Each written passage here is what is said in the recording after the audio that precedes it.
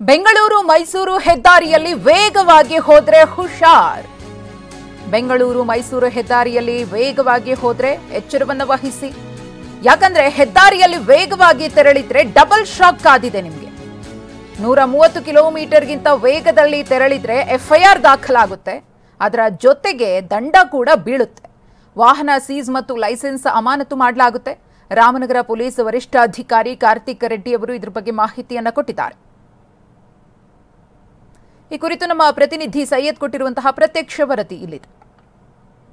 ಬೆಂಗಳೂರು ಮೈಸೂರು ಹೆದ್ದಾರಿಯಲ್ಲಿ ಪ್ರಯಾಣ ಬೆಳೆಸಿದಂತಹ ವಾಹನ ಸವಾರರು ಮನೆಗೆ ರೀಚ್ ಆದಾಗ ಅವರ ಮೊಬೈಲ್ಗೆ ಒಂದು ಮೆಸೇಜ್ ಬರುತ್ತೆ. ನಿಮ್ಮ ವಾಹನವು ಈ ರೂಲ್ಸ್ಗಳನ್ನು ಬ್ರೇಕ್ ಮಾಡಿದೆ ಅನ್ನುವಂಥ ನಿಟ್ಟಿನಲ್ಲಿ ಸಾವಿರಾರು ರೂಪಾಯಿ ದಂಡ ಹಾಕಲಾಗಿರುತ್ತೆ.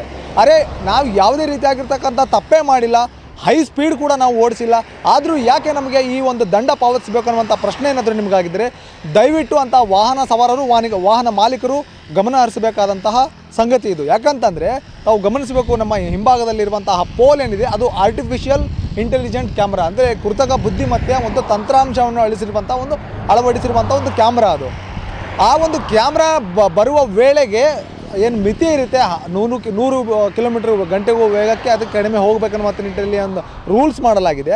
ಆ ರೂಲ್ಸ್ ಪ್ರಕಾರದಲ್ಲಿ ತಾವೇನು ಮಾಡ್ತೀರಿ ಅಂತಂದರೆ ಭಾಳಷ್ಟು ಜನ ವಾಹನ ಸವಾರರು ಆ ಪೋಲ್ ಬಂದಾಗ 70ರಿಂದ 80ಕ್ಕೆ ಬರ್ತೀರಿ. ತದನಂತರ ಆಮೇಲೆ ಯಾವಾಗ ಆ ಪೋಲ್ ಆಗುತ್ತೋ ಭಾಳಷ್ಟು ಜನ ವಾಹನ ಸವಾರರು ಏನು ಮಾಡ್ತಾರೆ, ಇಲ್ಲಿ ಕ್ಯಾಮ್ರಾ ಇಲ್ಲ ಅನ್ನುವಂಥ ನಿಟ್ಟಿನಲ್ಲಿ ಅಲ್ಲಿಂದ 110-120 ಕಿಲೋಮೀಟರ್ಗೂ ಹೆಚ್ಚು ಕಾರನ್ನು ಬೇರೆ ಬೇರೆ ವಾಹನಗಳನ್ನು ಸ್ಪೀಡಾಗಿ ತೆಗೆದುಕೊಂಡು ಹೋಗ್ತಾರೆ.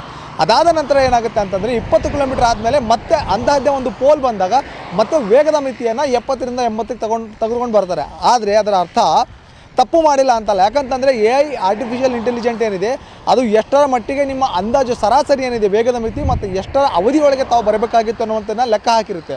ಹಾಗಾಗಿ ತಾವೇನಾದರೂ ಇಲ್ಲ ನಾವು ಕ್ಯಾಮ್ರಾ ಕಣ್ಣಿಗೆ ತಪ್ಪು ಅಂದರೆ ಕಣ್ಣಿಗೆ ಸಿಕ್ಕೇ ಇಲ್ಲ ಅಂಥ ಸಂದರ್ಭದಲ್ಲಿ ತಪ್ಪಾಗಿಲ್ಲ ಅನ್ನೋದಕ್ಕೆ ಇಲ್ಲಿ ಕಾರಣವೇ ಇರಲ್ಲ. ಹಾಗಾಗಿ ಆರ್ಟಿಫಿಷಿಯಲ್ ಇಂಟೆಲಿಜೆಂಟ್ ಕ್ಯಾಮ್ರಾಗಳಿಂದಾಗಿ ಬಹಳಷ್ಟು ಜನರಿಗೆ ಈಗಾಗಲೇ ದಂಡದ ಸೂಚನೆ ಹೋಗಿದೆ. ಅವರೆಲ್ಲರೂ ಕೂಡ ದಂಡವನ್ನು ಕಟ್ಟಬೇಕು. ಯಾಕಂತಂದರೆ ವೇಗದ ಮಿತಿ 100 ಬಿಲೋ ಇದೆ, ಅದ್ರ ಒಳಗಡೆ ಆ ಕಾರಂತ ಅಂದರೆ ತಮ್ಮ ವಾಹನಗಳನ್ನು ತೆಗೆದುಕೊಂಡು ಹೋಗಬೇಕು ಅನ್ನೋ ನಿಟ್ಟಿನಲ್ಲಿ ಈ ಒಂದು ಮಾಡಿರುವಂಥದ್ದು. ಅಂದರೆ ಬೆಂಗಳೂರು ಮೈಸೂರು ರಸ್ತೆ ಏನಿದೆ ಭಾಳಷ್ಟು ಸುಸಜ್ಜಿತವಾಗಿರುವ ಜೊತೆಗೆ ಅಷ್ಟೇ ಕಠಿಣವಾಗಿರ್ತಕ್ಕಂಥ ರೂಲ್ಸ್ಗಳನ್ನ ಹಾಕಿರುವಂಥದ್ದು.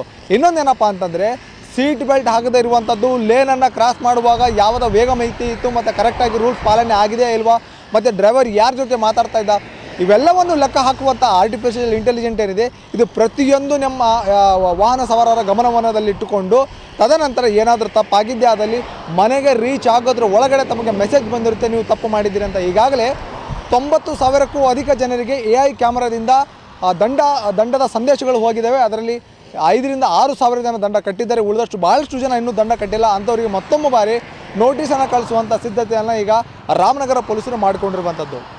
ಕ್ಯಾಮ್ರಾ ಪರ್ಸನ್ ಸಂದೀಪ್ ಜೊತೆ ಸೈಯದ್ ನಿಜಾಮುದ್ದೀನ್, TV9 ರಾಮನಗರ.